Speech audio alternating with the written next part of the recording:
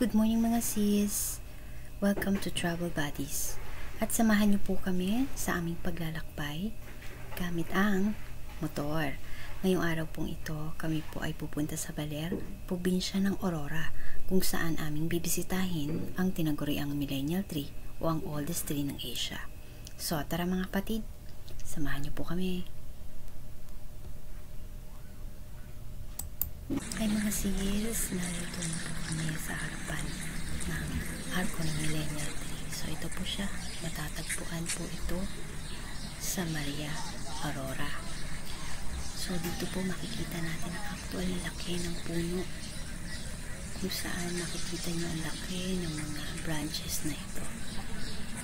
So kung titignan nyo, akala nyo maliit lang, pero pag kayo po ay naririto, kayo po ay mangliliit sa laki nito. Meron pong entrance fee dito, 50 pesos. At pwede rin pong makapasok ang mga motor, maging mga sasakyan nyo. Maluwag na maluwag po ang park.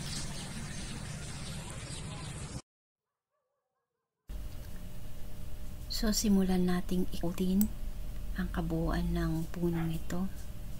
So, bakit siya tinawag na Millennial Tree? Kasi, siya yung tinaguriang pinaka-oldest tree dito sa Asia.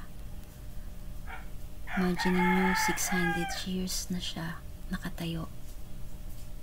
At ang laki nito ay merong 60 meters, 20 feet tall. Kasing tangkad o kasing laki niya yung mga 5-story building.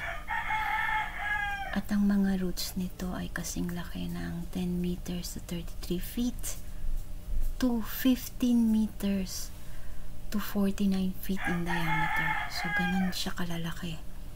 At yung inikot ko ito, meron akong nakitang mga tatlong katao na umakyat dito. Pero approximately, kahit 5 o mahigit pa po pwedeng akyatin o pasukin ng punong ito. So, imagine niyo kung may aakap ng mga tao dito. So, more or less mga 30 na tao ang pwedeng umaakap dito. So, kakaibang puno ito. Worth it ang pagpunta ko dito. So, pag kayo magagawin dito sa Baler, don't forget na pumunta rito. Pasyalan niyo po ito. Worth it siya. Sobra.